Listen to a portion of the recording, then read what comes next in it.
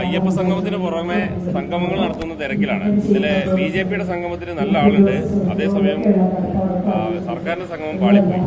അല്ല, ഞാൻ പറഞ്ഞല്ലോ, ഇതൊന്നും സർക്കാരിന്റെ ജോലിയല്ല. സർക്കാർ, പ്രത്യേകിച്ചും മുഖ്യമന്ത്രി, കപട ഭക്തി കാണിച്ച് ഒരു ഭക്തിയുടെ ഒരു പരിവേഷം ഉണ്ടാക്കി പണ്ട് ശബരിമലയിൽ ചെയ്തതിൻ്റെ പ്രായശ്ചിത്തം ചെയ്യാൻ ശ്രമിക്കുകയാണ്. മാത്രമല്ല, അദ്ദേഹം എന്ത് മെസ്സേജാണ് ഈ പരിപാടിയിൽ കൊടുക്കാൻ നടക്കുന്നത്? മാസ്റ്റർ പ്ലാൻ എന്ന് പറയുന്നത് 10ാമത്തെ വർഷം ഇലക്ഷൻ്റെ തൊട്ടിപ്പുറത്ത് മാസ്റ്റർ പ്ലാൻ ഇലക്ഷൻ ഡിക്ലെയർ ചെയ്യാൻ പോവാണ്. ലോക്കൽ ബോഡി, അത് കഴിഞ്ഞാൽ അസംബ്ലി. ഇപ്പോഴാണ് ശബരിമലയുടെ വികസനത്തെ പറ്റി ആലോചിച്ചത്. കാപഢ്യമാണ് കാണിക്കുന്നത്.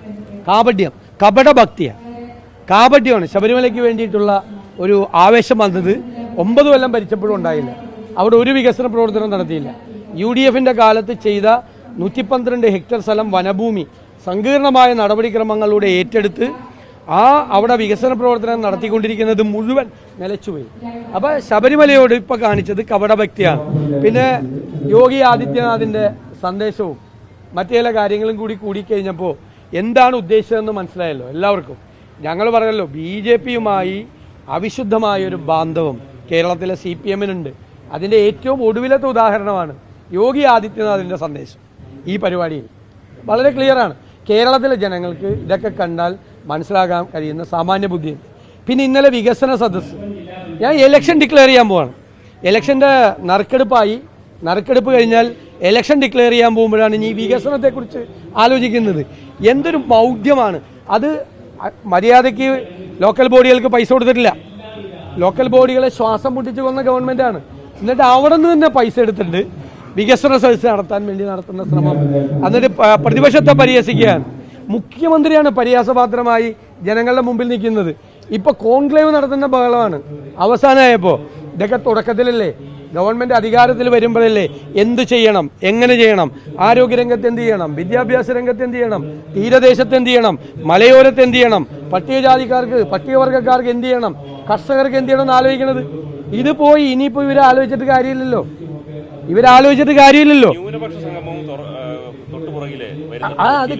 അതൊക്കെ ഈ ആളുകളെ കബളിപ്പിക്കുകയാണ്. ഇക്കണക്കിന് ഇത് എന്തൊരു കമ്മ്യൂണിസ്റ്റ് പാർട്ടിയാണ്! യഥാർത്ഥ കമ്മ്യൂണിസ്റ്റുകാരെ തലയിൽ കൈവയ്ക്കുകയാണ് ഈ കമ്മ്യൂണിസ്റ്റ് പാർട്ടിയെ കണ്ടിട്ട്.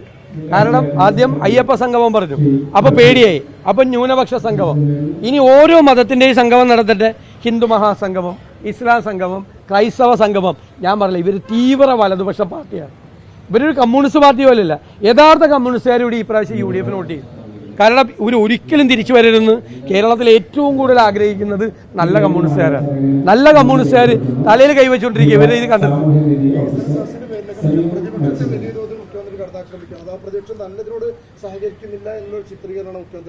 ഞങ്ങൾ ഈ സംസ്ഥാനത്തെ ഏത് നല്ല കാര്യത്തോടാണ് സഹകരിക്കാത്തത്? ഈ 10ാമത്തെ വർഷം തെരഞ്ഞെടുപ്പിന് മുമ്പിൽ കാണിക്കുന്ന ഈ നാടകങ്ങളോട് സഹകരിച്ചാൽ ഞങ്ങളെക്കുറിച്ച് ജനങ്ങൾ എന്ത് വിചാരിക്കും? ഞങ്ങൾ ഈ സംസ്ഥാനത്തെ ഏത് കാര്യമുണ്ട്?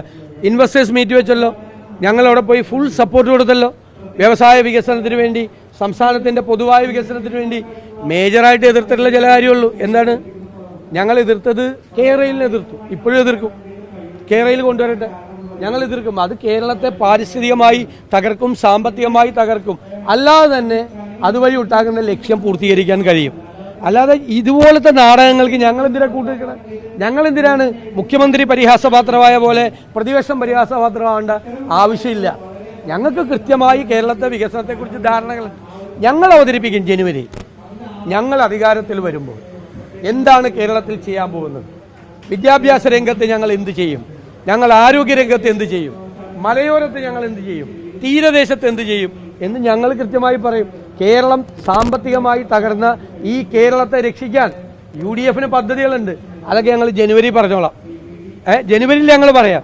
ഇത് 10 കൊല്ലം ഭരിച്ച് കേരളത്തെ നശിച്ച് നാറാണക്കല്ല് പോലെയാക്കി തകർത്ത് തരിപ്പണമാക്കി ഇട്ട് ഇവര് പോവാണ്. എന്നിട്ട് പോയിക്കാണ് നമ്മളെ വികസനത്തെ കുറിച്ച് നമുക്ക് ക്ലാസ് നമ്മൾ ചെന്നില്ല എന്ന് പറയണം. ഒരർത്ഥമില്ല. കാപട്യമാണ് മുഴുവൻ.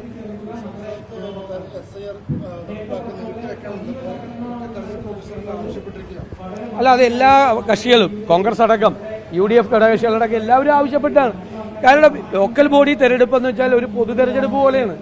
ആ പൊതു തെരഞ്ഞെടുപ്പിൻ്റെ ഉള്ളിൽ ഈ 2002 മുതൽ നീക്കം ചെയ്യുന്ന 52.5 ലക്ഷം പേരെ വോട്ടർ പട്ടികയിൽ ചേർക്കാൻ പറ്റുമോ? ഞങ്ങൾ മീറ്റിംഗിൽ ആവശ്യപ്പെട്ടാണ്. അത് ചെയ്തില്ലെങ്കിൽ അതൊരു തട്ടിപ്പായി മാറും.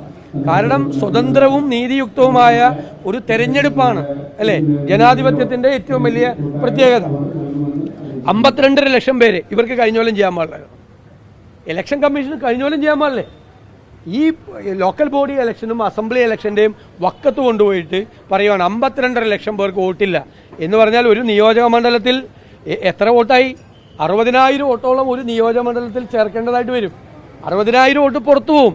ഈ 60,000 വോട്ട് ഈ ലോക്കൽ ബോഡി ഇലക്ഷൻ്റെ ഈ അസംബ്ലി ഇലക്ഷൻ്റെ ഇടയിൽ ചേർക്കാൻ പറ്റുമോ? അപ്പോൾ തട്ടിപ്പാണത്. ബീഹാറിൽ നടത്തിയിരുന്നത് പോലെയുള്ള പരിപാടിയാണ്. അതിനെയാണ് ഞങ്ങൾ ശക്തിയായി എതിർക്കുന്നത്. ഉറപ്പായി എതിർക്കും. അതിനെ സംസ്ഥാന പ്രസിഡന്റടക്കം വേദിയിടം കിട്ടില്ല, അവർക്ക് സീറ്റ് ഉണ്ടായിരുന്നില്ല എന്ന് പറയുന്നുണ്ട്. അവർക്ക് താഴെ ഇരുത്തി അറിയുന്ന വിഷയം. അതൊന്നും അവർ നടത്തിയ പരിപാടിയെക്കുറിച്ച് നമ്മൾ കമൻറ്റ് പറയേണ്ട ആവശ്യം എന്താ? അവരെന്തിനാ പരിപാടി നടത്തിയത്? യോഗി ആദിത്യനാഥ് മെയിൻ അയ്യപ്പ സംഗമത്തിൽ, സർക്കാർ നടത്തിയ അയ്യപ്പ സംഗമത്തിൽ മെസ്സേജ് കൊടുത്തിട്ട് പിന്നെ ഇവരെന്തിനാ വേറെ നടത്തണം? ഇവർ വേറെ നടത്തേണ്ട ആവശ്യം എന്താ? അവരെ ഏറ്റവും വലിയ നരേന്ദ്രമോദി കഴിഞ്ഞാലുള്ള ഏറ്റവും വലിയ നേതാവ് മറ്റേ അയ്യപ്പ സംഗമത്തിൽ ഇവരും കൂടി അവിടെ പോയിരുന്നാൽ മതിയായിരുന്നല്ലോ. അപ്പം എല്ലാം തേഞ്ഞാനെ. അതായിരുന്നു കറക്റ്റ്.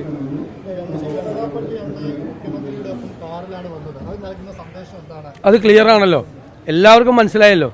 സന്ദേശം വളരെ വ്യക്തമാണല്ലോ. അതായത് കേരളത്തിൽ ജാതി മതസ്പർദ്ധ ഉണ്ടാക്കാൻ നിരന്തരമായി ശ്രമിക്കുന്ന ഒരാളെ, മറ്റു സമുദായങ്ങളെ ആക്ഷേപിച്ച് സംസാരിക്കുന്ന ഒരാളെ, വിജിലൻസ് കേസിൽ കൂടി പ്രതിയായ ഒരാളെ മുഖ്യമന്ത്രി ആ കാറിൽ കയറ്റി കൊണ്ടുപോകുമ്പോൾ സന്ദേശം ക്ലിയർ അല്ലേ? സന്ദേശം ക്ലിയർ ആണല്ലോ. എന്താണ് ഉദ്ദേശിക്കുന്നതെന്ന് സന്ദേശം ക്ലിയറാണ്. ഞാനൊന്നും പറയുന്നില്ല.